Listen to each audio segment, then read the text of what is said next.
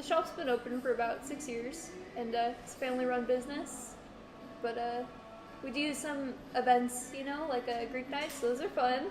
So for Greek nights, we actually have a live singer usually, and we have belly dancing, plate smashing, and there's lots of food involved. There are some drinks involved too.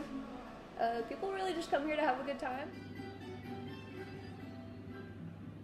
So people usually comment on how they really, really like the belly dancing. Everybody gets involved. They really like the live music too. And of course, everybody comments on how much they like the plate smashing. So plate smashing is to show your appreciation for the food, for the event, for the dancing, and for the music. We usually keep the events pretty similar to each other so then people feel more comfortable coming back. The staff usually gets involved with the customers, and everybody just talks to each other. We all have a good time, we all interact with each other.